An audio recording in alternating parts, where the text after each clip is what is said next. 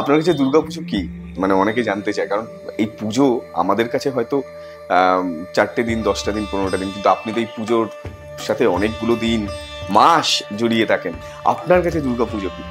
এটা আমার কাছে একটা উৎসব, বাঙালির একটা বড় উৎসব। এটা তো আমাদের কাছে আমার জীবনে একটা বিরাট উৎসব। আচ্ছা, আর সত্যি কথা বলতে কি, পুজোটা না একটা রক্তে মিশে গেছে। এমন না আমি পুজো করি না করি, পুজোর সাথেই আছি।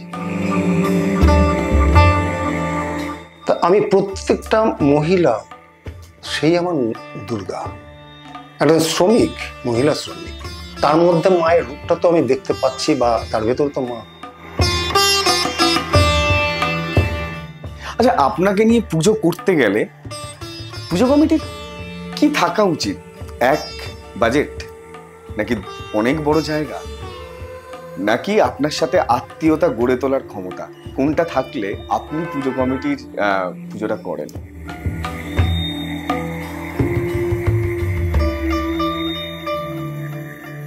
মানুষ চিনতো না সেই সমস্ত পুজো কমিটিকে আপনি চিনিয়েছেন। এখন তো এমনও পুজো কমিটি আছে যাদেরকে আপনি চিনিয়েছেন, তারা আপনাকে ভুলে গেছে।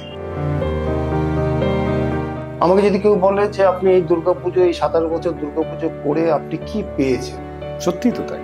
তা আমার বক্তব্য হচ্ছে যে আমি একটা বড় পরিবার পেয়েছি। ভালো বাঁচতে হবে বিষয়টা, তাহলেই ভালো পুজো উপহার দেওয়া যায়। আমি শুধু পয়সা ও রোজগারের জন্য পুজো করবো, তাহলে ভালো সৃষ্টি আসে। সৃষ্টিটা পয়সা দিয়ে হয় না, ভেতর থেকে আসে। খুব দামি কথা। তা সুতরাং আমি পয়সা রোজগার করার জন্য দুর্গাপুজো করতে হবে আমাকে, বা করছি আমি, তার হাত থেকে কি পাবে না। আমি একটা কথা জানতে চাই, এই যে আপনি একটা প্রশ্ন করলেন, আমারও এটা প্রশ্ন যে থিম পুজো করে বছরে একবার পুজো, আপনাকে বেঁচে থাকতে হবে সারাটা বছর। এই একটা বছরের একটা দুর্গা পুজো করে সারা বছর বেঁচে থাকা যায়, টিকে থাকা যায়? কারণ এই পুজো আসলেই আপনাদের সামনে লাইন লাইট, আপনাদেরকে মানুষ চেনে। পুজোর 1 মাস পরে আপনাদের কার্যকলাপ নিয়ে কিন্তু কখনো কোথাও কথা হয় না, খারাপ লাগে না? কিন্তু আপনার মতো শিল্পীর মনে হয় না রিটায়ার হবে না। আসলে শিল্পীদের তো মানে রিটায়ার নেই, ঠিক। তারা মৃত্যুর আগের দিন পর্যন্ত সৃষ্টি করতে পারে। ঠিক। নমস্কার, সিটির মহাপুজোয় আপনাকে স্বাগত। আপনাদের সাথে আমি শান্তনু। আর আজকে এই উৎসবের কথা নিয়ে, মহাপুজোর কথা নিয়ে যে মানুষটাই পাশে রয়েছি, তিনি সত্যিই মহান। তার কারণ কথিত আছে যে তিনি যেখানে তার ভাবনা চিন্তার পরিস্ফুটন ঘটান, সেই সংস্থা কিংবা ক্লাব নিশ্চিন্তে থাকেন যে এবছর তারা শ্রেষ্ঠ। আর এই শ্রেষ্ঠত্বের রূপকার যিনি, তিনি অমর সরকার। আপনাকে সিটির মহাপুজোয় স্বাগত। আমি প্রায় 27 বছর আপনি আমাদেরকে উপহার দিচ্ছেন নতুন নতুন ভাবনার। আমরা তো এখনকার সময়, আবার যারা আমরা থিম পুজোটাকে ভালোবেসে ফেলেছি, আর আপনি থিমের জন্ম দিয়েছেন। আপনি আমাকে বলুন যে আপনার যখন থেকে আপনি শুরু করেছিলেন তখনের পুজোটা কেমন ছিল, সেটা আস্তে আস্তে কি করে পরিবর্তন হলো, এবং প্রথম পুজোর আপনার একটু ঘটনা। আমি 99-এ যখন বরিশা তপবনের পুজো করছি, আচ্ছা, সেই সময় 90,000 টাকা বাজেট নিয়ে পুজোটাতে শুরু হয়। মানে আমি আমার বন্ধুদের প্রেসারে আমাকে কাজটা করতে হলো। এবং পুজোতে আসবো বলে এরকম মানসিকতা ছিল না কোনোদিন আমার। মানে কেন, তখন কি করতেন আপনি? আমি ছবি আঁকছি, এক্সিবিশন করছি, চাকরি করছি, সব মিলিয়ে এমন ব্যস্ততা ছিল যে যখন নতুন করে নিজে একটা দায়িত্ব নিয়ে পুজো করব এরকম ভাবিনি। কিন্তু পুজো দেখতাম, প্রতি বছরই পুজো দেখতাম। তখন বকুল বাগানে যেতাম, এক একজন আর্টিস্ট এক এক বছরে কাজ করতেন, আমাদের সিনিয়র আর্টিস্টরা বা টিচাররা। তা সুতরাং এটা ছিল একটা সময়। কিন্তু 99-এ বন্ধুদের চাপে পড়ে আমাকে কাজটা যেহেতু শুরু করলাম আমি বরিশা তপবন ক্লাবে, এবং প্রথম বছর পুজো করতে গিয়ে যে সম্মুখীন হলাম, যে বাজেট, মানে অর্থাৎ 90,000 টাকা নিয়ে পুজো করতে গিয়ে, তখন একটা মিটিং করে 10,000 টাকার যাতে বাড়ানো যায় তার চেষ্টা করে কিছুটা 1 লাখে নিয়ে যাওয়ার চেষ্টা করেছিলাম সেই সময়। করে পুজোটা শুরু হলো এবং ক্লাবের ছেলেরাই ইনভলভ হলো। আচ্ছা, কিরকম ভাবে ইনভলভ? কাজের মধ্যে ইনভলভ। অর্থাৎ আমি প্লাস্টার গুলছি, ক্লাবের ছেলেরাই সেটা নিয়ে লাগাচ্ছে, তাদের দেখিয়ে দিচ্ছি কি করে করতে হবে। অর্থাৎ দুটো লেবার মিস্ত্রি কম নিয়ে ক্লাবের ছেলেদেরকে ইনভলভ করে, যেহেতু পয়সা নেই, ঠিক, এইভাবে কাজটা শুরু করলাম। এই কাজটা শুরু করার পর প্রথমেই বিখ্যাত পুরস্কারটা পেয়ে গেলাম। এবার পাওয়ার পরে যেটা হলো, বিভিন্ন ক্লাব থেকে আমাকে ডাকা শুরু করলো। ঠিক। এবং ওই কাজটা করতে গিয়ে আরেকটা জিনিস উপলব্ধি করলাম, যে ক্লাবের ছেলেরা যদি নিজেরা কায়িক পরিশ্রম করে বা গায়গতরে যদি ইনভলভ হয় পুজোর মধ্যে, তাদের ভেতরে একটা অদ্ভুত আবেগ তৈরি হয়, যে আবেগটা পুজোতে অনেক মানে অনেক কাজে দেয়। এবং এইটা পরবর্তীকালে বিভিন্ন ক্লাবের ক্ষেত্রে আমি প্রয়োগ করেও দেখেছি। এরপরে বরিশা ক্লাব, আজকে কিন্তু একটা সময় বরিশা এবং সহযাত্রী দুটো ক্লাব মিলিয়ে হচ্ছে, এখন বরিশা হয়েছে, কিন্তু আগে সৃষ্টি সহযাত্রী ছিল। সৃষ্টি ক্লাবের দায়িত্বটা নিলাম আমি, 2 বছর ওখানে পুজো করেছিলাম, ওখানেও এশিয়ান ফেস্ট পেলাম, কাঠপুতুল নিয়ে কাজ করলাম। ঠিক। আর ওদিকে সেই সময় বন্ধন রাহা ভাড়ের পুজো করছে। দুদিক থেকে দুটো হিট পুজো কলকাতা সেবার। আনন্দবাজারে ফলাও করে বিরাট করে বেরোলো, এবং টেলিগ্রাফে বিরাট করে লেখা বেরোলো থিম পুজো শুরু, ওটা মানে অর্থাৎ পাইওনিয়ার বলা হলো আমাকে। অর্থাৎ একটা পুজো, কম্প্যাক্ট একটা পুজো, যার মধ্যে একটা গল্প আছে, যার মধ্যে একটা সুর আছে, তাল আছে, লয় আছে, তা সব মিলিয়ে একটা আলো, সব মিলিয়ে একটা আবহ তৈরি হলো, এমন একটা পরিবেশ তৈরি হলো যেটা মানুষকে খুব আকৃষ্ট করলো। শুধু নয়, বহু নামি দামি যত প্রাইজগুলো আছে সব ঢুকলো ওখানে। এবং এই ঢোকার পর হলো যেটা, তখন আরো বেশি ক্লাবগুলো তারা আমাকে ডাকা শুরু করলো, এবং আমি তখন প্রথম বছর অজয় সমিতিতে দায়িত্ব নিলাম। আচ্ছা। এবং এই অজয় সমিতিতে দায়িত্ব নেওয়ার পর তখন এগুলো কিন্তু খুবই কম বাজেট। এগুলোর বাজেট কি ছিল তখন? তা এইটা যখন সৃষ্টিতে কাজ করলাম, শুরু হয়েছে 90,000 টাকা। 90,000 টাকা দিয়ে। তারপর হচ্ছে 1 লাখ। আচ্ছা। 1,25,000 হচ্ছে অজয় সমিতি। আচ্ছা। তা এরকম করে বাড়তে লাগলো। এটা তখন 2000 সাল কি ক্রস? 2000 সাল। আচ্ছা। 2001 এরকম সময়। 2 লাখ, 2.5 লাখ, 3 লাখ এইভাবে কিন্তু এগোচ্ছে। আচ্ছা। কারণ মার্কেটটা যেরকম মার্কেট প্রাইস বাড়ছে। অজয় সমিতিতে যখন পুজোটা করতে শুরু করলাম, সেই সময় মানে একটা উদাহরণ দিলে বোঝা যাবে যে একটা একটু অনুন্নত জায়গা বলা যায়। সেখানে লোকজন, গাড়ি ঘোড়া খুব কম, ক্লাবের ছেলেপুলেরা, প্রচুর ছেলে আছে ঠিকই, পুজো সম্পর্কে কোনো ধ্যান ধারণা নেই। প্রথম বছর পুজো করলাম, এই ঠিক 29 দিনের মাথায় একটা দায়িত্ব নিয়ে পুজোটা করেছিলাম। পুজোর মানে জাজমেন্ট করতে এসে তারা দেখছে যে রাত্রেবেলায় 10টা-11টার মধ্যে লাইট ফাইট সব অফ করে দিয়ে একটা 200 ওয়াট ল্যাম্প জ্বলছে, সামনে একটা মই দিয়ে গার্ড ফাট করে রেখে, যাতে গরু টরু বা কুকুর ছাগল না ঢুকে যেতে পারে, তারা যে যার বাড়ি চলে গেছে। এটা বিভিন্ন কম্পিটিশনের লোকজন আমাকে পরবর্তীকালে অভিযোগ করেছে, কি এমন পুজো করলে যেখানে আমি ঢুকতেই পারলাম না। তার মানে পুজোটা কি, মানুষের মধ্যে তখন ক্লাবের ভেতরে পুজো সম্পর্কে ধ্যান ধারণাটা এভাবে আস্তে আস্তে তৈরি করতে শুরু করলাম। এবং বলতে নেই যে সেই সময় অজয় সমিতির ছেলেদেরকে বা ক্লাবটাকে আমাকে হাতে কলমে তৈরি করতে হলো। আমি বুঝলাম যে একটা পুজো করতে গেলে পাড়ার মানুষদেরকে ইনভলভ করা দরকার আছে। কারেক্ট। এবং বিশেষ করে মহিলাদেরও।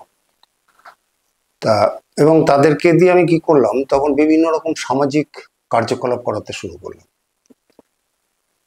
এদেরকে দিয়ে ক্যান্সার হসপিটালে ফল মিষ্টি বিতরণের থেকে শুরু করে, শীতকালে সারা কলকাতায় গাড়ি নিয়ে কম্বল বিতরণ, যারা ফুটপাত বা শুয়ে আছে তাদের গায়ে একটা করে কম্বল চাপিয়ে দিচ্ছে গিয়ে। আমি কিছুটা শুরু করে দিয়ে আমি তারপর চলে এলাম, ওরা বাকিটা কাজটা করলো। ওরা স্পোর্টস তৈরি করা, যেখানে সবাই বাটার মহিলা বাচ্চা সবাইকে ইনভলভ করে বিরাট করে যাতে স্পোর্টস করা যায়।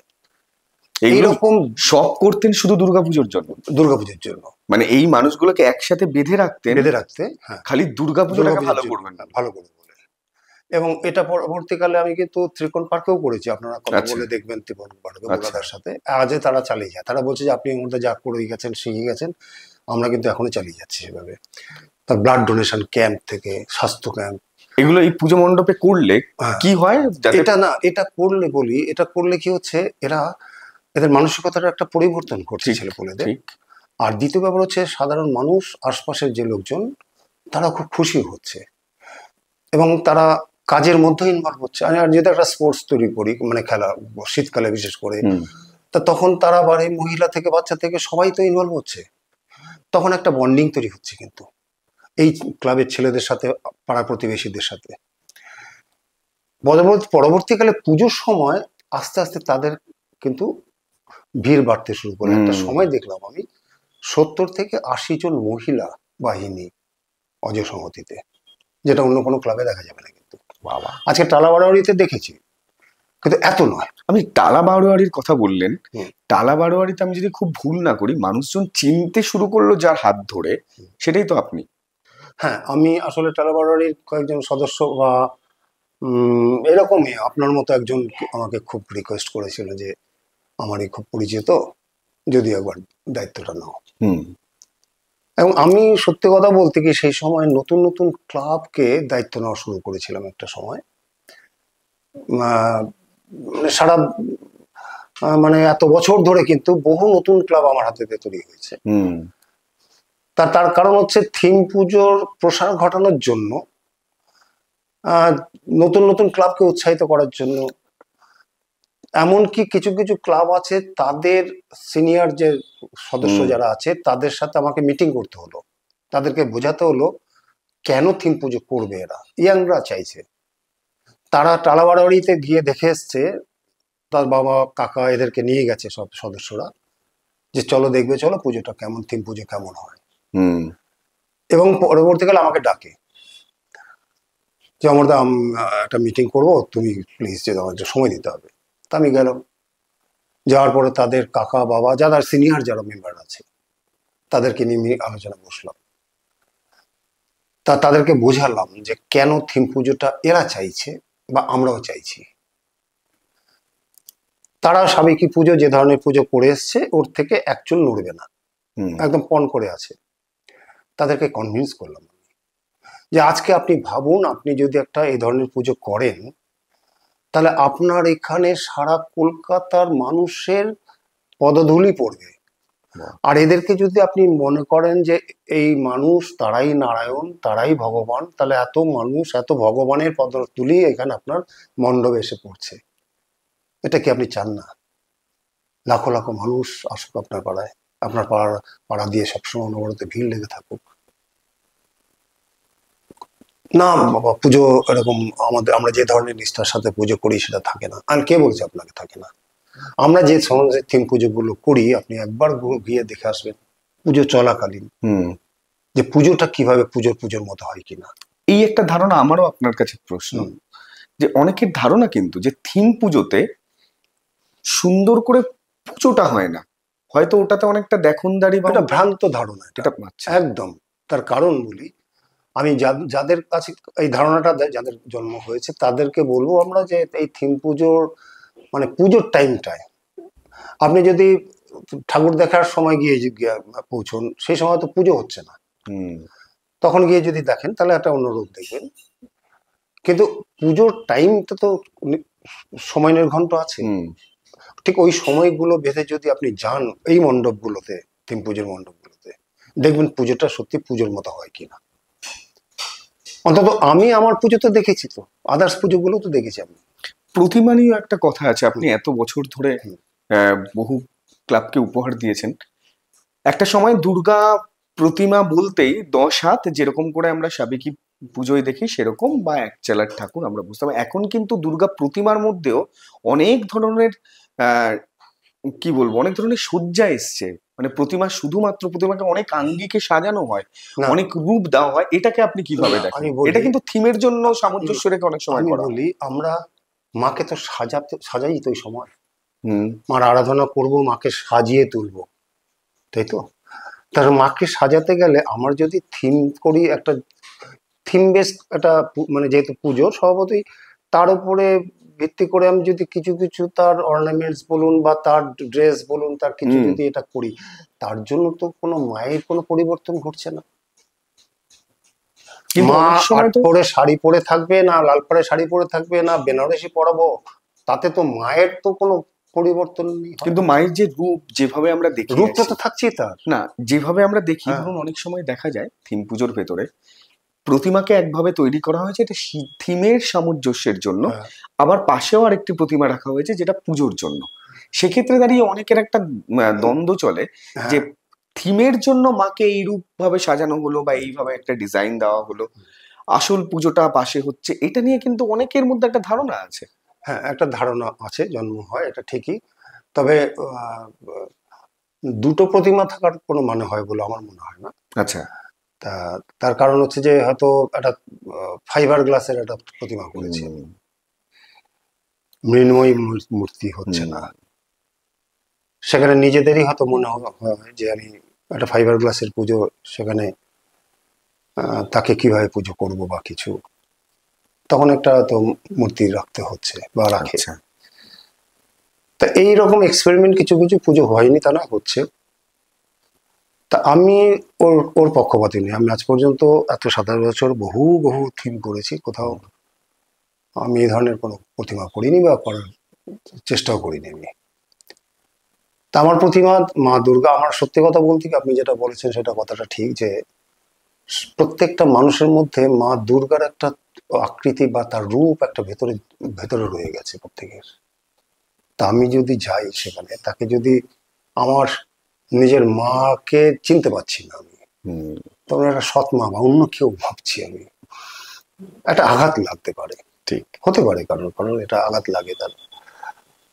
তারপরে আরেকটা ব্যাপার হচ্ছে, যদি আমি আরেকটা দিক থেকে ভাবি যে আমি মাকে তো সবার মধ্যেই মা, ঠিক। আজকে যদি এবারে যেমন আমি একটা পুজো করছি অজয় সংগতিতে, ওমেন লেবারের উপরে, তা আমি প্রত্যেকটা মহিলা সেই আমার দুর্গা।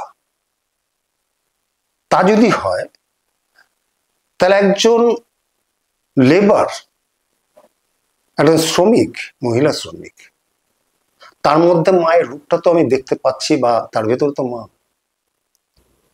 মা তো সবার মধ্যে বিরাজ করছে না, তাই তো? তাহলে অসুবিধাটা কোথায়?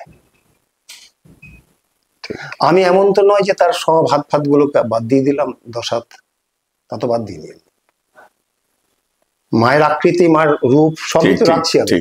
তারপরে গিয়ে আর আমি আবার একটু আপনার থিমে ফিরে আসি। যত যুগ যাচ্ছে তত অন্য ধরনের মানে নতুন নতুন ভাবনা চিন্তার উদয় ঘটে। আপনাকে আমি এবছর কটা পুজো হচ্ছে আপনার? দুটো পুজো করছেন। ভাবনা চিন্তাটা কবে থেকে শুরু করেন, এক? আর দ্বিতীয় কথা হচ্ছে থিম কি সমাজকে কিছু শিক্ষা দেয়? অবশ্যই শিক্ষা দেয়। যেমন বলুন, আজকের বলে নয়, ধরুন আজ থেকে ঠিক 26 বছর 25 বছর আগে আমি লুপ্ত প্রায় বেশ কিছু শিল্প নিয়ে কাজ করেছিলাম। আচ্ছা। সেই সময় দাঁড়িয়ে বেশ কিছু সাংবাদিক এসেছিলেন, তাই মাকে নিয়ে পুজো দেখতে এসেছিলেন। তখন তার মা তার সেই সাংবাদিককে বলছে, মহিলা একজন সাংবাদিক, তাকে বলছেন যে এই দেখ, এটাই হচ্ছে গালার পুতুল, আমরা ছোটবেলায় এগুলো নিয়ে খেলতাম, এখন পাওয়া যায় না, দেখতে পাবি না, এটা দেখে রাখ। বাংলার পট, আমি পট নিয়ে কাজ করেছি, দুঘশ্যাম, চিত্রকর, বাকু পটুয়া, এদেরকে নিয়ে এসেছিলাম বীরভূম থেকে, মেদিনীপুর থেকে, তাদের দিয়ে পারফর্ম করেছিলাম 25 বছর আগে। কিন্তু আজকে সব জায়গায় অনেকেই পারফর্ম করছে, দেখতে পাবে, কিন্তু 25 বছর আগে কিন্তু আমি পারফর্ম করেছি তাদের, কিন্তু স্টেজে, মানে মণ্ডপে। তা এবার এদের যে চিত্রকল্প যেগুলো, সেগুলো কিন্তু একটা সময় ছিল যখন আর কি তারা গ্রামগঞ্জ ঘুরে এই পট দেখিয়ে তারা অর্থ সংগ্রহ করত, পটের ওপরে তারা নিজেরা গান গাইতো, মানে লিখতো, গান গাইতো, পট আঁকতো, সেটা নিয়ে গ্রামগঞ্জে ঘুরতো। সে বহু বছর আগে, সেটা লুপ্ত হয়ে গেছে। যারা পটকে ভালোবাসে এরকম দু একটা আমি গিয়ে খুঁজে দেখেছি, দু একটা পরিবার আছে, এক দুঘর আরো তার একাত্তর চেলা বা তার ছাত্র বা তার ছেলে। এই আজকে সেই পটুয়া গ্রামে গেলে দেখা যাবে শয়ে শয়ে পটুয়া রেগুলার কাজ করছে। পরবর্তীকালে হচ্ছে বিভিন্ন ফেয়ারে তাদের আসতে ভিড় করলো। এই পট চিত্রকে এঁকে বিভিন্ন শাড়ি, মানুষের ব্যবহার, বাড়িতে সাজানো নানা রকম সামগ্রী তৈরি করে কিন্তু এখানে তারা ডিসপ্লে করেছে। তাহলে তার প্রসারটা ঘটলো। কাঠপুতুল একই গল্প। আজকে কাঠপুতুল রমরমা বহু জায়গায় দেখতে পাই আমরা, বিভিন্ন ফেয়ারে গেলে দেখা যায়, কিন্তু একটা সময় পাওয়াই যায়নি কাঠপুতুল। দু একটা পরিবার, আমি কয়েকটা ফৌজদার পরিবার মাত্র গালার পুতুল, উড়িষ্যার বাড়ি বোধহয় ওখানে একটা মেলা হয় কি একটা পুজোর জন্য, তারা ছোট ছোট গালার পুতুল ওখানে একটা ওদের পুজোতেই লাগে, সেজন্য ওরা ওই বছরের নির্দিষ্ট সময়ের জন্য তৈরি করে ওখানে নিয়ে যায় বিক্রি করার জন্য। তার মানে আপনি, আমাদের ওয়েস্ট বেঙ্গলে কিন্তু আর ব্যবহার নেই। ঠিক। তা সেই গালার পুতুল তারও কিন্তু আজকে প্রসার ঘটেছে। ঠিক। তা এইগুলো তো শিক্ষা দিচ্ছে, তো মানুষ জানতেও পারছে নতুন করে যে আমাদের এই ঐতিহ্য, আমাদের এইগুলো ছিল একটা সময়, আজকে নেই হয়তো। কালীঘাটের পট আমরা গল্প শুনেছি এতদিন, আজকে কালীঘাটের পটের চিত্রগুলো দেয়ালে বিভিন্ন জায়গায় পুজোতে দেখতে পাই আমরা। এই হচ্ছে সেই ধরনের কালীঘাটের পট। হ্যাঁ, তার অরিজিনালটা দেখবো না, কিন্তু তার আকৃতি, তার রূপ, তার রং, তার সব ভাব তা পাচ্ছি তো আমরা। আপনি থিমের কথা বললেন, আমার খুব জানতে ইচ্ছে করে, আপনার হাত দিয়ে বহু পুজো কমিটি মানুষের সামনে এসছে, মানুষ চিনতো না, সেই সমস্ত পুজো কমিটিকে আপনি চিনিয়েছেন। এখন তো এমনও পুজো কমিটি আছে যাদেরকে আপনি চিনিয়েছেন, তারা আপনাকে ভুলে গেছে। না, এটা ভুল হচ্ছে, কেউ ভোলেনি। তার কারণ হচ্ছে যে খুব সত্যি কথা যেটা, সেটা হচ্ছে আজকে আমি ধরি টালা বাড়ানোর কথা যদি ভাবি, যেখানে 6 বছর পুজো করেছি, যেখানেই পুজো করি না কেন তাদের সাথে একটা না আমার আত্মিক একটা সম্পর্ক গড়ে যায়। কেন হয় সেটা আমি বলতে পারবো না। আজকে টালাতে গেল ওরা যেভাবে আমাকে সম্মান করে, এখন সময় দিতে পারি না, এটা অন্য প্রশ্ন। আচ্ছা। তাদেরও বিভিন্ন সামাজিক অনুষ্ঠানে আমাকে ইনভাইট করে আমি যাই। আমার বাড়ির কোনো অনুষ্ঠান হলে টালা বাড়ির লোকজন তাদেরকেও ইনভাইট করি, তারা আসে। তো এরকম অধিকাংশ পুজোর সঙ্গে কিন্তু এইরকম ভাবে জড়িয়ে আছে আর কি। এবং পুজো একটা সময় ছিল কয়েক বছর আগে, কোভিডের আগে পর্যন্ত, প্রত্যেকটা পুজো থেকে ফোন করে ডাকতো, কেউ আমার এখনো এলেন না, তাদের হয়তো পুজো করেছে এক সময়। তাই বললাম যে না, আজকে যেতে পারলাম না, আমি দেখি, চেষ্টা করছি, কালকে যাব। তা এরকম করে ঘুরে আবার কোনো কোনো পুজো আছে যে পুজোটা কোনোদিনই করিনি, বাধ্যতামূলক প্রতি বছর তাদের পুজোতে যেতেই হবে আমাকে, না যাওয়া পর্যন্ত তারা ফোন করতেই থাকবে রেগুলার, এত ভালোবাসে না। হাতিবাগান যেমন, নলিনী সরকার স্ট্রিট, জয়ন্ত, মানে আমাকে ছাড়বে না কিছুতে, যেতেই হবে। কিন্তু কখনো পুজো করেননি? কোনোদিন করিনি। এটা করেননি কেন? আপনার বাজেটে ম্যাচ করেনি? না, আসলে ব্যাপারটা হচ্ছে যে কলকাতার দুর্গাপুজো করতে গিয়ে সারা কলকাতার বহু মানুষের সাথে এটা একটা বিরাট পরিবার, তো একটা আত্মীয়তা গড়ে গেছে, একটা বড় বিশাল ফ্যামিলি। কিন্তু এটা আজকে ফোরাম ফর দুর্গা উৎসব, তাদের বিভিন্ন অনুষ্ঠানে যাই, সেখানে সবাই আসছে, তাদের সবার সাথে আলাপ, কি আমরা কেমন আছেন, সবার সাথে একটা সুন্দর সম্পর্ক গড়ে গেছে পুজো করতে গিয়ে। আমাকে যদি কেউ বলে যে আপনি এই দুর্গাপুজো, এই 27 বছর দুর্গাপুজো করে আপনি কি পেয়েছেন, সত্যি তো তাই। তা আমার বক্তব্য হচ্ছে যে আমি একটা বড় পরিবার পেয়েছি, যে পরিবারটা আজকে আমি এই ঠাকুরপুকুর অঞ্চলে থাকি, আর ওখানে টালা থেকে শুরু করে বরানগর থেকে দূরে, আরো যদি দূরে যাই, সেই বিস্তার সারা কলকাতা, বৃহৎ কলকাতা ছড়িয়ে ছিটিয়ে বিভিন্ন মানুষ আছে যারা পুজো পাগল, সেই মানুষদের সাথে আমার একটা আত্মীয়তা গড়ে গেছে। এটা আমি পেয়ে গেছি, এটা পেয়েছি আমি। তারা বিভিন্ন সময় খবর টবর রাখে, খবর নেয়, বা বিভিন্ন অনুষ্ঠানে তারা দেখে, একে অপরের ভাব বিনিময় করি আমরা। একটা বড় শক্তি তো এটা, যে আমার পেছনে এত মানুষের ভালোবাসা আছে, এটা পেয়েছি কিন্তু পুজো করতে এসে।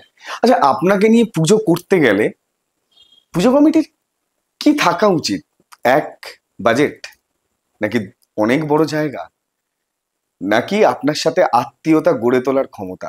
কোনটা থাকলে আপনি পুজো কমিটির পুজোটা করেন? না, এই জায়গাটা একটা কথা বলি। প্রথমত হচ্ছে যে হ্যাঁ, একটা বড় জায়গা হলে ভালো লাগে। আচ্ছা। তা সেখানে একটু মজা করা যায়, খেলা যায় হুম। স্পেসটাকে নিয়ে। এটা একটা ক্রাইটেরিয়া, আপনাকে নিয়ে পুজো করার একমাত্র ক্রাইটেরিয়া একটা বড় জায়গা? না, সেটা শুধু নয়, একদম আচ্ছা, সেটা শুধু নয়। একটা বড় জায়গা। হ্যাঁ, তা আমি তো অবসরও পুজো করেছি, তা সেটা তাদের সরু জায়গা, রাস্তার উপর। তাহলে কি বাজেট? আবার দর্পণা ঠাকুর স্ট্রিটে পুজো করেছি, ছোট্ট জায়গা। আহিটোলাতে করেছি, হিন্দুস্তান পার্ক রাস্তার উপরে। তার মানে কি ছোট জায়গা বলে প্রশ্ন নয়, প্রশ্ন হচ্ছে আবার কোনো ক্লাব আছে যে ক্লাবে আমি বারে বারে ডেকেছে, গেছি, যাওয়ার পরে আবার ঘুরে এসেছি। আমি বাড়িতে এসে আলোচনা করতাম, কেন জানি না ক্লাবটাকে আমার মনে করে নিতে পারছি না, কেন বুঝতে পারছি না। যথেষ্ট খাতির করছে তারা, যাওয়ার সময় যথেষ্ট আসুন বসুন, কি খাবেন বলুন ইত্যাদি, সব কিছু ঠিক আছে। কোথায় যেন আমার একটা এক করতে পারছি না। আমার না পুজোটা করা ঠিক হবে না বোধ হয়। তার কারণ পুজোটা করলে আজকে এই ক্লাবটা যদি আমার নিজের ক্লাব যদি না হয়, আমার পুজো হতো, তাহলে আমার পুজো হবে না তো, ওটা দায় সারা যা হবে। ক্লাবটাকে যদি নিজের মতো না করে নিতে পারি, এটা আমার ক্লাব, আমার পুজো, সেই জায়গাটায় কোথায় বাধা লাগা হচ্ছে আমি বুঝতে পারছি না। আমি বাড়িতে এসে বারবার আলোচনা করেছি, 4 বার গেছি তাদের ক্লাবে।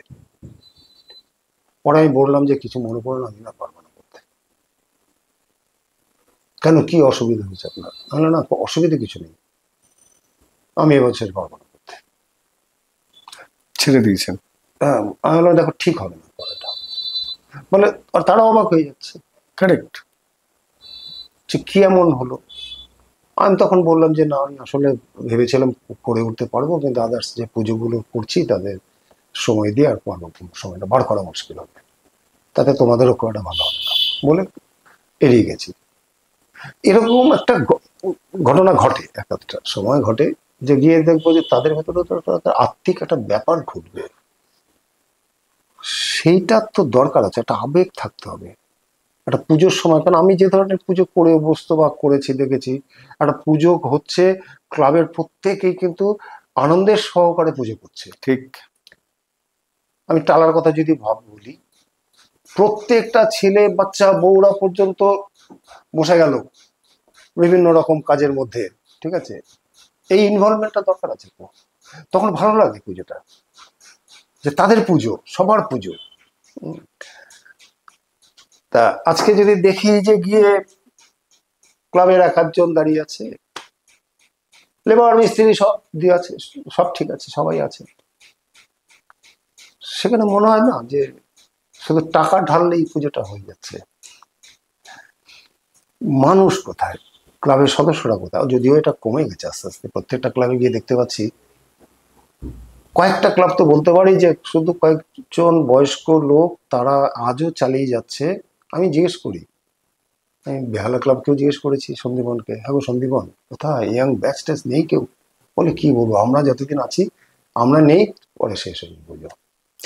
অধিকাংশ ক্লাব কিন্তু এই চিত্রটা এসে দাঁড়িয়ে আছে, কারণ অধিকাংশ পরিবারে একটাই মাত্র সন্তান, তারা চায় যে সন্তানকে সেইভাবে মানুষ করতে, তাদেরকে ক্লাব করা, সেই সময় ব্যয় করবে, বাড়ি থেকে আপত্তি থাকে, তারা নিজের কেরিয়ার তৈরি করা ব্যস্ত, সেই কারণে সহজে মানুষ কমে গেছে। অর্থাৎ পুজোর ভেতরে আমি যদি বলি একজন মহিলা একটু পুজো করে, কোথায়? হিন্দুস্তান পার্ক। উনি ধরে রেখেছেন একাই। আর রাত্রে, অনেক রাত্রে বেলা দেখা যায় যে ডাক্তারবাবু আসেন, অরিজিৎ দা আর সুতোবাদী একা পুজো করে যাচ্ছে। পুজোর দিনে দেখা যাবে অনেকে, কিন্তু সারা মাস ধরে কিন্তু উনি বিজ্ঞাপনের কথা বলছেন, উনি স্টলের সাথে কথা বলছেন, উনি মিস্ত্রির সাথে কথা বলছেন, উনি লেবারের সাথে কথা বলছেন। আমি 2 বছর কাজ করে দেখেছি তো। কেন? ওই অঞ্চলটা অবশ্য, হিন্দুস্তান পার্ক অঞ্চলটা অবশ্য সেই মানুষজনকে একটু ইনভলভ করাটা একটু মুশকিল। আর বাজেট বাজেটে একটা ব্যাপার বলি, সেটা আমি না হলে ভালো হয়। আমি যেমন তো নয় যে আমি খুব ছোট বাজেটও পুজো করি। আমি আপনাকে না সবার হয়ে একটা প্রশ্ন জিজ্ঞেস করছি, এই প্রশ্ন শুধু আমার নয়, এটা অনেকের প্রশ্ন। আপনার মতো একজন বিখ্যাত মানুষকে নিয়ে পুজো করার জন্য মিনিমাম অর্থনৈতিক স্বাবলম্বী সেই ক্লাব বা সংস্থার কি প্রচুর হওয়া উচিত, না সংক্ষিপ্ত অর্থতেও আপনি তাদেরকে পুজো করে দিতে পারবেন? এবার আমি বলি, আমি কিন্তু বিগ বাজেটের পুজো কোনোদিন করিনি। আপনার হাইয়েস্ট বাজেট কত টাকা? চেষ্টা করেছি এড়িয়ে যেতে। আমার তো ক্রেডিট ওখানেই যে অল্প বাজেটে একটা ভালো পুজো উপহার দেওয়া। তার কারণ হচ্ছে আমার মাস্টারমশাই বিকাশ ভট্টাচার্য, উনি তপবনে জাজমেন্ট করতে এসেছিলেন। তা উনি জাজমেন্ট করে চলে যাওয়ার পরে যখন একটা তপবন ক্লাব এশিয়ান পেন্টস পেলো, সেই সময় উনি চ্যানেলে, তখন তো চ্যানেল এতগুলো ছিল না, সম্ভবত স্টার ছিল, তা সেই স্টার চ্যানেলে উনি দাঁড়িয়ে বলছেন যে দেখে আসুন বরিশাতে তপবনে একটা পুজো, টাকা দিয়ে পুজো হয় না, শুধু সামান্য টাকায় বাজেটে কি পরিবেশ ক্রিয়েট করেছে দেখে আসুন। আর এদিকে ক্লাবের নাম করছে, ভুড়ি ভুড়ি টাকা, ওদের টাকা নেই কিন্তু শুধু পুজোটা দেখে আসুন, এটা হচ্ছে চ্যানেলে বসে বলছেন। তার মানে কি? তার মানে হচ্ছে বাজেটটা বিরাট কথা নয় কিন্তু। হ্যাঁ, একটা পুজো করতে গেলে মিনিমাম একটা বাজেট দরকার আছে, সে তো লাগবেই। আজকে এখন যে জায়গায় পুজোটা গেছে, ধরুন আজকে হচ্ছে একটা প্রতিমা, আমি তো সাবেকি প্রতিমা বা যে ধরনের প্রতিমা রিপ্লিকা, মানে একইভাবে একই জিনিস হয়ে যাচ্ছে, সেরকম তো প্রতিমা চাই না আমরা। ওইটার জন্যই প্রতিমাটা সেভাবে গড়ে ওঠে, যার জন্য একটু কস্টলি হয় প্রতিমা। তার একটা প্রতিমার খরচ, প্যান্ডেলের খরচ, বিভিন্ন কারিগর যারা আছে, যে ধরনের থিম হবে সেই ধরনের মানুষকে ইনভলভ করা, তাদের খরচ আছে, মেটেরিয়াল আছে, যতদিন যাচ্ছে জিনিসের দামগুলো বাড়ছে, লেবারদের কস্ট বাড়ছে, সবকিছু সভাপতি একটা ভালো একটা অ্যামাউন্ট দরকার হয়। তা এই অ্যামাউন্ট একটা মিনিমাম একটা, তার মানে এই নয় যে আমার কোটি কোটি টাকা লাগবে। তাতে কি একটা বৈষম্য তৈরি হয়। আজকে আমার হয়তো 50 কোটি টাকার মালিক,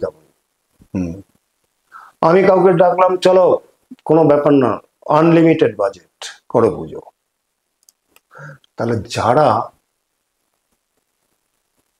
20 লাখ 30 লাখ টাকা তুলতে কালঘাম ছুটে যাচ্ছে যেসব পুজোগুলো, তারা কোথায় যাবে? একটা সময় তো তা ছিল না। আজকে আমি যদি সারা কলকাতার পুজোর একটা উন্নতি যদি চিন্তা করি, তাহলে একটা, আমি যদি একটা সমাজেরও উন্নতির কথা ভাবি, সর্বস্তরের মানুষকে নিয়েই আমাকে কিন্তু উন্নতির জায়গায় নিয়ে যেতে হবে। আজকে বিভিন্ন সংরক্ষণ করা হয়, তার কারণ হচ্ছে সেই সব পিছিয়ে পড়া লোকজনকে একটা জায়গায় নিয়ে আসার জন্য, তাই তো? ঠিক। তা যদি হয়ে থাকে, তাহলে আজকে দুর্গাপুজো যদি আমি ভাবি যে আজকে 20 লাখ টাকা বাজেটের পুজো, আপনি সংখ্যা গুনবেন, 40 লাখ টাকা বাজেটের সংখ্যা গুনবেন, 60 লাখ গুনবেন, 1 লাখ 80 লাখ গুনবেন, কোটি কোটি টাকার বাজেটের পুজো কটা গুনবেন। তাহলে এই পুজোগুলো কোথায় যাবে? কারেক্ট। আপনি সংরক্ষণের কথা বললেন, পুজোর কথাও বললেন। আপনি যে সময় পুজো শুরু করেছিলেন তখন বাঙালির শ্রেষ্ঠ উৎসব দুর্গা উৎসব 4টে দিনই হতো। এখন তো দুর্গা উৎসব অনেক কটা দিন ধরে হয়, মহালয়ার পরে শুরু হয়ে যায়, ইদানিং আরো আগে থেকেও বেশ কিছু মণ্ডপ ওপেন করে দেওয়া হচ্ছে। এই জায়গাটাকে আপনি কিভাবে দেখেন? না, এটা কিন্তু আমার ভালো লাগে না। তার কারণ হচ্ছে আমরা ছোটবেলা থেকে যেভাবে ভেবে এসেছি বা দেখে এসেছি, ঠিক। তার কারণ হচ্ছে আজকে মণ্ডপে আমি 1 মাস ধরে ঠাকুর যদি রেখে দিই, পরবর্তীকালে সে তার আকর্ষণ থাকে কিছু? কিছু থাকে না।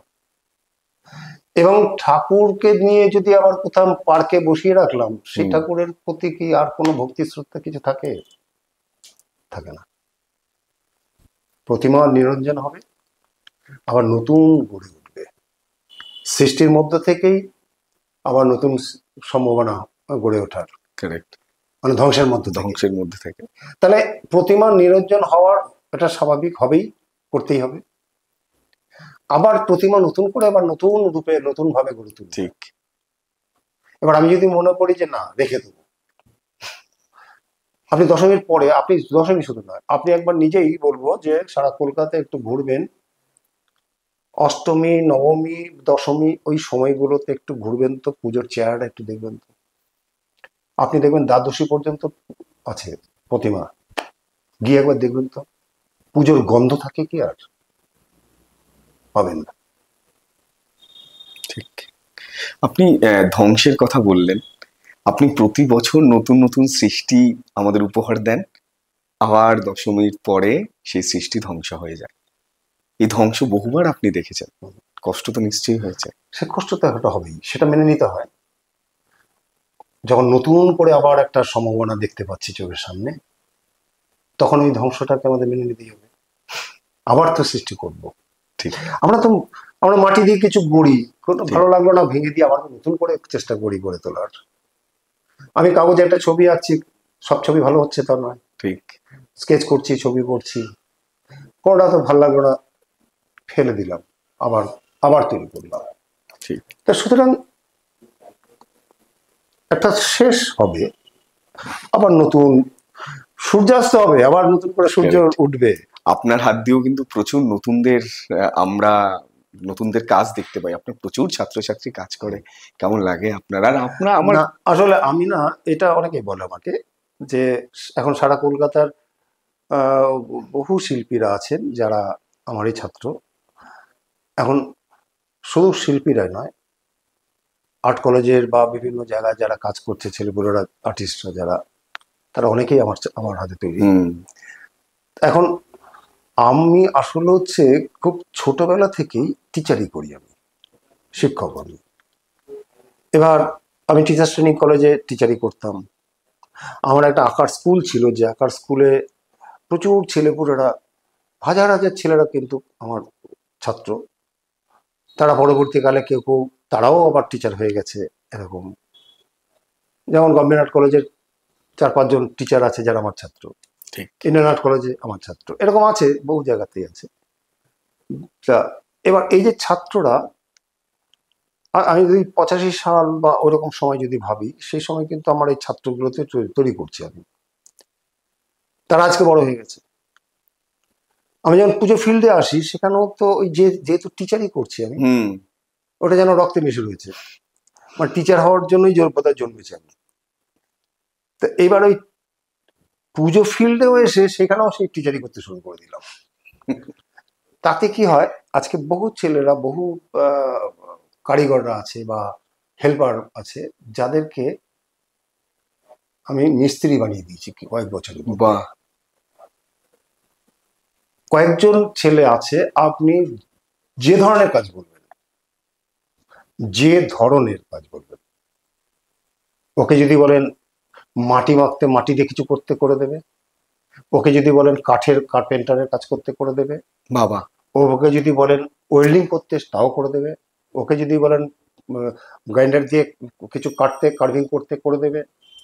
ওকে যে ধরনের কাজে ফেলবেন, তার কারণ দীর্ঘ 15 বছর ধরে আমার সঙ্গে রয়েছে। বাবা, তাহলে তো ওর সাথে আপনারা অন্যরকম আত্মার যোগাযোগ। স্বাভাবিক। আর ও থাকলে আমি অনেক ভরসা পাই। আপনি যখন পুজো করেন কত মানুষকে নিয়ে করেন? আমার এক একটা প্যান্ডেলে কম করে হলো অন্তত 30-40 জন তো মিনিমাম থাকে। এবং তাদের সাথে কি দীর্ঘ এতগুলো বছর ধরেই করছেন? না, সবাই যে তা নয়। আচ্ছা, কিছু মানুষ থাকে যা, একজন বলছি তো, এই ছেলেটা হচ্ছে মানে একটা ডেকোরেটরের হেল্পার ছিল,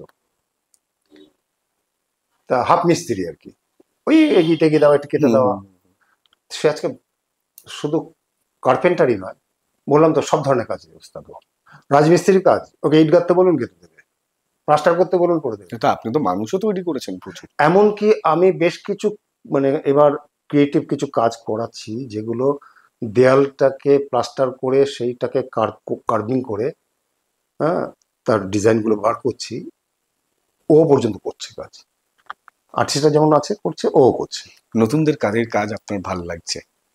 নতুনদের অনেকেই আছে ভালো কাজ করছে, যেমন মানুষ ভালো কাজ করে, যেমন আমাদের অভিজিৎ, ও খুব ভালো কাজ করছে। তারপরে প্রদীপ, এও ভালো করছে। অনেকেই আছে ভালো করছে কাজ। এবং আগামী দিনে ওদেরই তো ব্যাটনটা ধরতে হবে।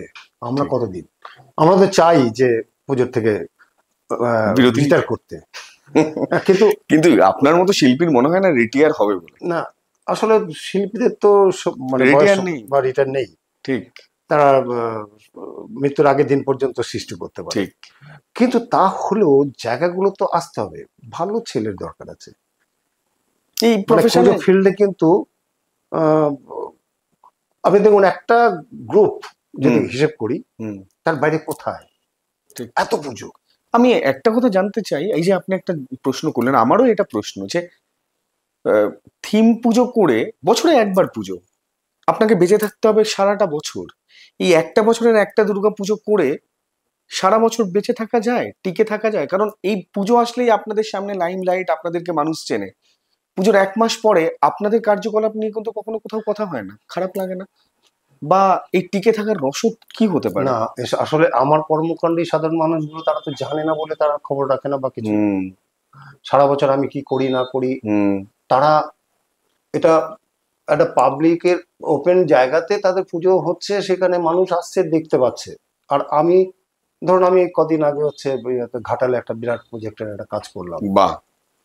আমাদের মুখ্যমন্ত্রী ওপেন করে এলেন, বর্ণ পরিচয় একটা গেট হলো হলো বিদ্যাসাগরের জন্মভূমিতে, সেটা বিরাট একটা কাজ করেছি, 9 মাস ধরে কাজ হয়েছে এটা। তা গত বছর পুজো, যার জন্য গত বছর পুজো করতে পারিনি আমি। তা আমি ওটাকে নিয়ে খুব ব্যস্ত ছিলাম।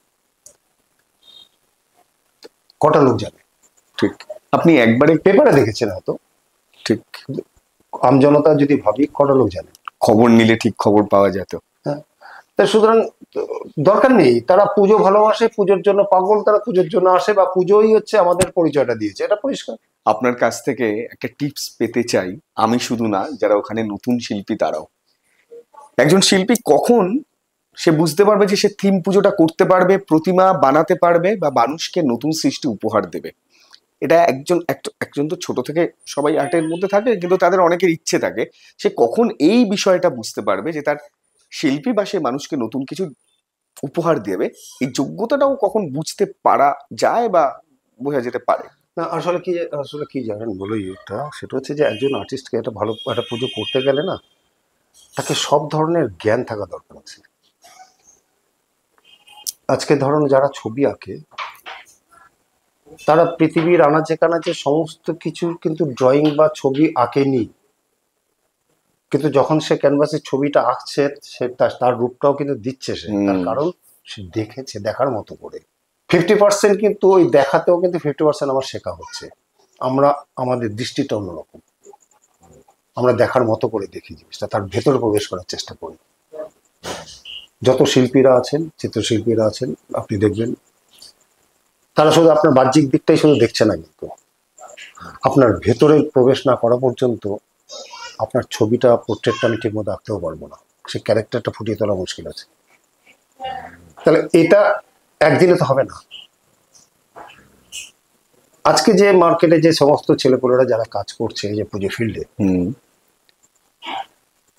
তাদেরকে আর্কিটেকচারাল জ্ঞান থাকা দরকার আছে, মাধ্যম সম্পর্কে জ্ঞান থাকা দরকার আছে, একটা স্পেস সম্পর্কে জ্ঞান থাকা দরকার আছে, আলো সম্পর্কে জ্ঞান থাকা দরকার আছে। ধরুন একজন ভাস্কর, তার কিন্তু কতটা কাটলে আলোটা পড়ে কতটা শ্যাডো তৈরি হবে, এই ডাইমেনশনটা কিভাবে তৈরি হবে, তার সেই সেন্সটা তখন কাজ করতে করতে তৈরি হয় তার। ঠিক। তাহলে এইগুলো তো প্র্যাকটিক্যাল ফিল্ডে যত কাজ করবে তত সে এগিয়ে যেতে পারবে, তত শিখতে পারবে, তত তত তার উন্নতি হবে। এবং একটা সময় আসবে, আজকে আমি বলি আমার কাছে 4 বছর 5 বছর 3 বছর যে ছেলের পুলেরা কাজ করেছে, আর্ট কলেজের ছেলেরা,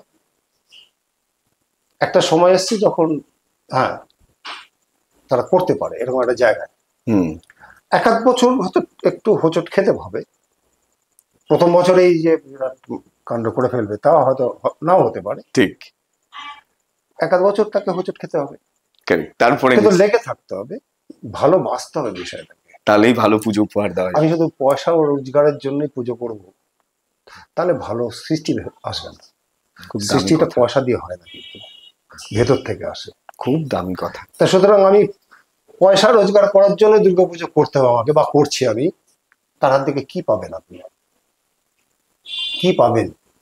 ঠিক। পয়সা ঢেলে পুজো করেছি, নিজের পকেটের পয়সা দিয়ে পুজো করেছি। একটা ছেলে দেখাতে পারেন আজকাল? একটা ছেলে দেখাতে পারবো। যেমন একটা ছেলে মার্কেটে আছে যে থিম পুজো করছে, যে নিজের পকেটের পয়সা ঢেলে করেছে, দেখাতে পারবেন? পারবেন না। আপনি শিল্পী হয়ে মানে পুজো করতে হ্যাঁ। গিয়ে আপনি পয়সা ঢেলেছি, ইনভেস্ট করে পুজো ইনভেস্ট করেছেন। করেছি। আমি পুজোটাকে ভালোবাসি, পয়সার জন্য তো পুজো করছি না। ঠিক। আমি যখনই মনে করবো পয়সার জন্য পুজো করছি, তখন একটা ব্যবসায়িক একটা ব্যাপার তৈরি হবে। কিরকম বলি, ধরুন আমি আপনার পুজোটা, আপনি বললেন যে দাদা এটা কন্ট্রাক্ট নিয়ে নিন, পুজোটা এত টাকা লাগবে। তা আমি নিলাম, ধরুন কত 10 টাকা আপনার সাথে আমি চুক্তি হলাম। তার মধ্যে ঠাকুর, প্যান্ডেল, হাত ইত্যাদি সব কিছু আছে। আমি চেষ্টা করব, হিসেব করে রেখেছি যে আমি রেমুনারেশন নিলে হয়তো 2 লাখ টাকা নিতাম বা 2 টাকা নিতাম, আর 8 টাকা খরচা করতাম আপনার ওখানে। যেহেতু টোটাল 10 টাকা কন্ট্রাক্ট দিলেন আপনার আমাকে, আমি চেষ্টা করব 2 টাকা না, ওটা 3 টাকা কি করে করা যায়। তারপরে 3 টাকা হয়ে যাচ্ছে, দেখছি ওটাকে 4 টাকা করা যায় কি করে। 6 টাকা খরচা করবো, 4 টাকাই প্রফিট করবো। পুজো থাকছে না, কিন্তু তখন টাকাটা কিভাবে ইনকাম করবো, এটাই এসে যাচ্ছে না। এটা কি কম্পিটিশনের জন্য হচ্ছে? কিসের জন্য হচ্ছে সেটা বলতে পারবো না। আপনি কম্পিটিশনে বিশ্বাস করেন? এটা হওয়াটাই, আর মানুষ তো রে বাবা, এখন তো কম্পিটিশন অনেক বেশি, এখন অ্যাওয়ার্ডের হাতছানি অনেক বেশি। এই কম্পিটিশন, এই অ্যাওয়ার্ড, এগুলোতে আপনি বিশ্বাস করেন? বা এগুলো না, আজকে এই প্রতিযোগিতা যদি না থাকতো তাহলে পুজোটা আজকে এই জায়গায় আসতো না। ঠিক। কম্পিটিশনটা আছে বলে প্রত্যেকটা মানুষ কোমর বেঁধে নাবে। প্রতি কটা ক্লাব তারা কোমর বেঁধে নাবে, সারা বছর ধরে প্রস্তুতিটা নেয় ভালো একটা পুজো উপহার দেওয়ার জন্য কলকাতায়। ওই লক্ষ্য হচ্ছে কম্পিটিশন। বাহ। তার জন্যই তো ভালো পুজোটা হয়। একজন শিল্পী সেও চায়, মনে মনে বিশ্বাস করুক না করুক, সেও চায় দিনের শেষে ওই কাপটা যদি ঘরে ঢোকে। তাহলে ওর জন্যই কিন্তু দৌড়টা শুরু হয়েছে, এবং মানুষ দৌড়চ্ছে কিন্তু ওটার দিকে লক্ষ্য রেখে। কি আবাদ। এবার তো সময় এসে গেছে যেখানে আপনার সৃষ্টির দিকে তাকিয়ে আমরা দৌড়বো, যারা আমরা দুর্গাপুজো দেখতে ভালোবাসি। পুজোর 4 দিন কি আপনি বেরোন? মানে না বেরোই, আমি পুজোর খুব বেশি হলে 1 দিন কি 2 দিন বেরিয়ে।